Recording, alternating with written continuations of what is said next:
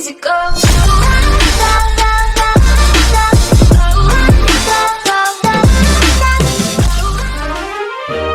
Around the World in 80 Days, Chapter 2, The Wager. At Phileas Fogg's mansion, Passepartout had read and memorized the card listing his master's daily routine. He knew that Mr. Fogg would not be back until exactly midnight, so Passepartout set about keeping himself busy until his services were needed again. Passepartout had a pleasant face and a well-built, muscular body. He had tumbled brown hair, blue eyes, and a ruddy complexion. In his early years, Passepartout had been a sort of vagrant and was not at all brash or snobby. He had already worked in 10 English houses, but so far he had failed to find the peace he was looking for. He was happy to have finally found a master who suited him. Back at the Reform Club, shortly after 6 o'clock that evening, Mr. Fogg finished his dinner.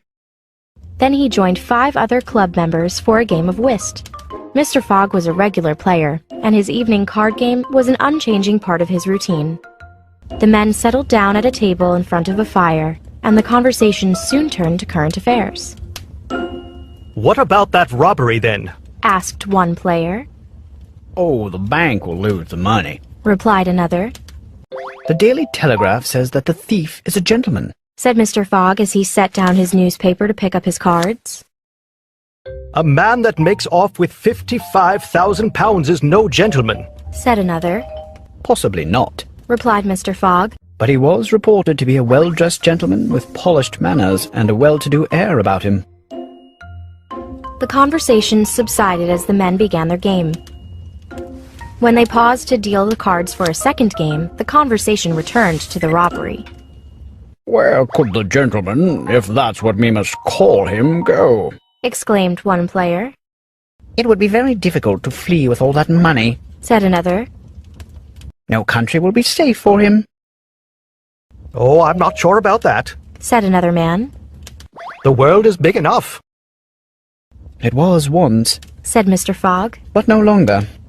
It is now possible to go around the world in 80 days. "That is true." Said one man. "Impossible. Said another. What if the trains stop running in India, or a storm delays a steamer? What then?" "All accounted for and anticipated in 80 days. Stated Mr. Fogg with confidence. "I'd like to see you do it." Said the player sitting opposite him. "I'd like nothing better than to do it." Said Mr. Fogg, looking at him calmly. "When?" Asked the man. "At once." Said Mr. Fogg, smiling. "It's absurd. Cried another player. Let's get on with the game." Suddenly, the man who was about to deal put the cards down and spoke up. "Fair enough, Mr. Fogg. I will wager £4,000 on it." "I will too." Said another, looking to the other players. "And so will I." Said another, and then another, until all 5 men agreed. Mr. Fogg looked up from his cards and said, "I have a deposit of £20,000 at the bank that I will gladly risk on it." £20,000? £20,000 that you could lose by a single accidental delay? Asked the man who had bet first. "The unforeseen does not exist." Replied Mr. Fogg. "But, Mr. Fogg, Said the man. 80 days are only an estimate of the minimum time the journey can take." "For this journey, that minimum will suffice." Said Mr. Fogg. "And in order not to exceed the 80 days, The man continued. you'll need to be very precise when transferring from trains to steamers and from steamers to trains." "I will be very precise, gentlemen." Said Mr. Fogg.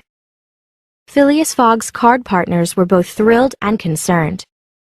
They were thrilled by a bet they felt certain to win, but they were concerned that Mr. Fogg was risking a lot of money on a whim. "If you are joking, we accept the joke and let you off." Offered one man. "A true Englishman doesn't joke when he is talking about something as serious as a wager." Replied Mr. Fogg. "I will bet £20,000 against anyone that I can tour the world in 80 days or less." Do you accept? Hello again. Gentlemen's clubs are private clubs for men from the English upper class. In other words, they are not for men like me. Members use gentlemen's clubs almost as second homes. They go to these clubs to relax, meet their friends, and enjoy delicious meals. Mr. Fogg is a member of the Reform Club, and he spends most of his days there. The Reform Club was founded in 1836. Membership quickly grew to 1,000, and the club's governing committee commissioned an architect to design its current building, located at 104 Pall Mall. This street actually has quite a few gentlemen's clubs along it. The Reform Club is a splendid place. Based on the Farnese Palace in Rome, its central hall is encircled by grand pillars and a spacious upper gallery. It has a wonderful kitchen, which was designed according to the chef's specifications. The Reform Club's library contains over 50,000 books. The Reform Club was founded by a political party known as the Radicals, who embraced liberal political ideas. So besides being a social club, it is also a political meeting place. Members use the space to share news, hold meetings, plan campaign strategies, and conduct other party business.